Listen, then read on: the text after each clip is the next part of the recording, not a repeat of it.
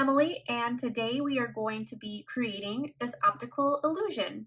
It's called an optical illusion because it's really a flat piece of paper, but it almost feels like you're falling into this crazy tunnel. Let me show you what supplies we're going to be using today. I'm going to be using a ruler, but if you don't have one, you might find an envelope or piece of mail lying around that you could use for straight edge.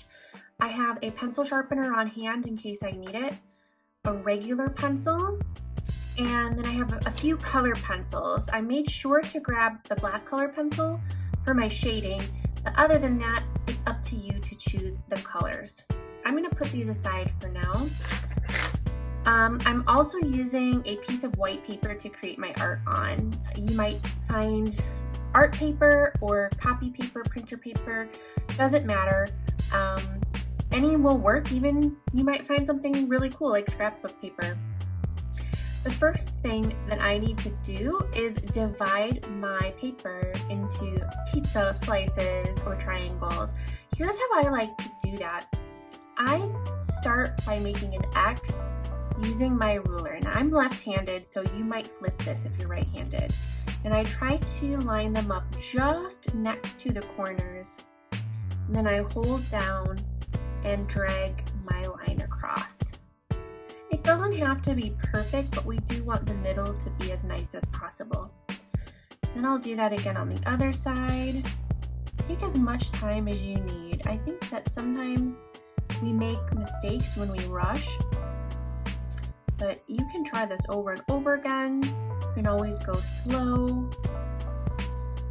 And always remember that mistakes are okay.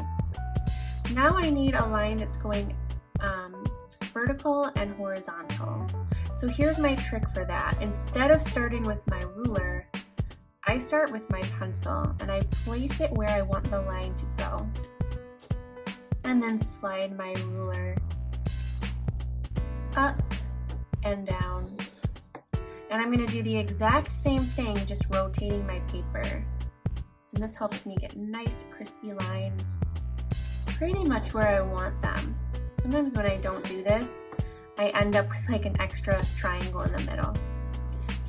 To create our optical illusion, we're going to use some curvy lines, kind of like a spider web. So I'm starting by making these smiley type curved lines.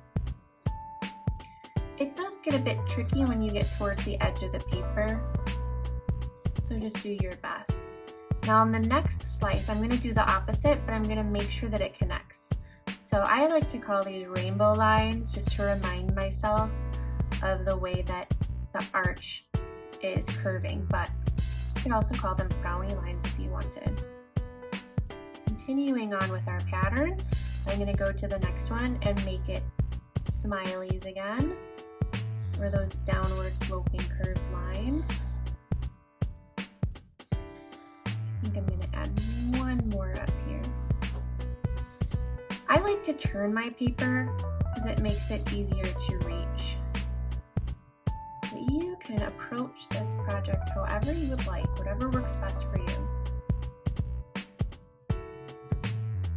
Already I'm getting like a really wiggly pattern to my artwork, and I'm already getting a sense of that optical illusion. So let me finish this up.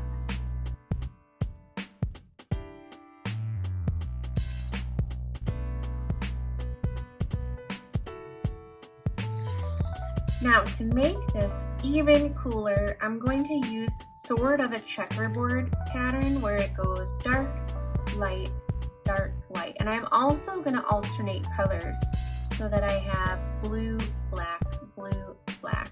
But when I'm starting out, I'm just going to focus on one slice and using one color and using that checkerboard pattern. So I'm going to start using a light pressure.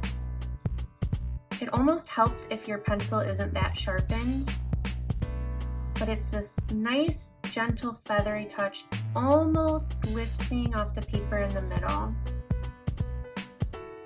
You can always make darker shades, but it's difficult if you make it too dark to get it back to where you wanted. So I'm kind of following the curve pattern gently, and now I can go in along the edges and put down more value or more color. Sometimes I also go the opposite direction, which is called cross-hatching, just to make it a little bit more blended. Now I'm focusing on the edges and blending it out so that this can be my darker valued piece of the puzzle, whatever you'd like to call it.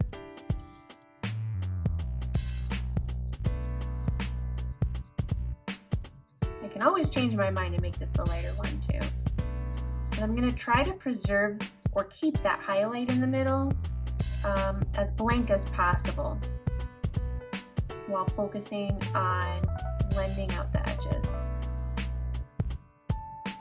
Sometimes when I'm doing a project like this, I like to turn the TV on and just relax and, let my brain kind of go with the flow. So if you'd like to watch this video and then when it's finished, try the project out, go for it. Of course, you can always pause the video whenever you would like. All right, now that I have my first area done, I'm gonna repeat almost the exact same thing, but with an even gentler kind of pressure, really like I am tickling the paper. I want this to have the illusion of being white, so I'm not really thinking about coloring it blue. I'm thinking about making just a little bit of color appear to be the shadow, but following that general pattern.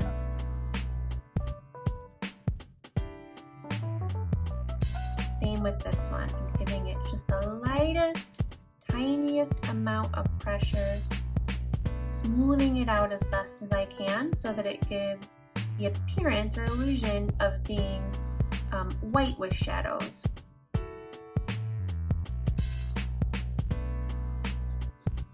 I'm going to keep doing this on all of these pieces, every other one, so all the ones with my smileys. But I'm going to fast forward the video and check in with you after I finish, and then we'll move on to the other color.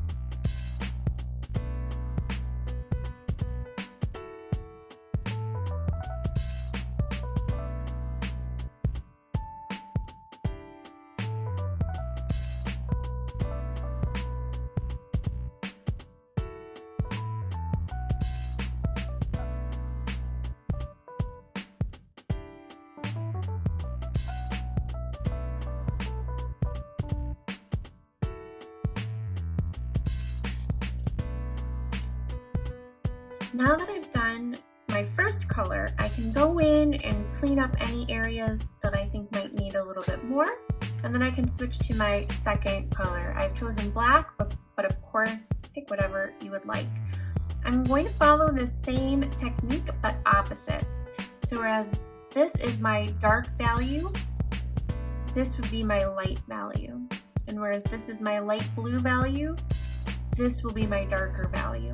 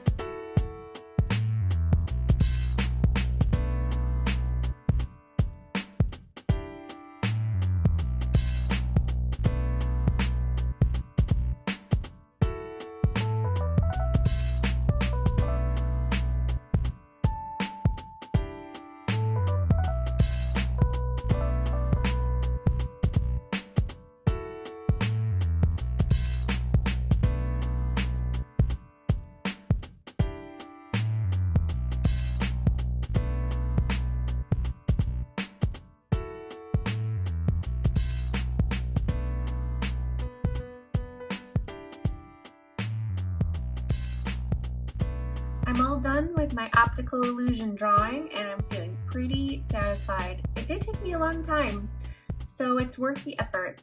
I can't wait to see what everyone makes, and I hope that you had a lot of fun. Thanks for checking out this video.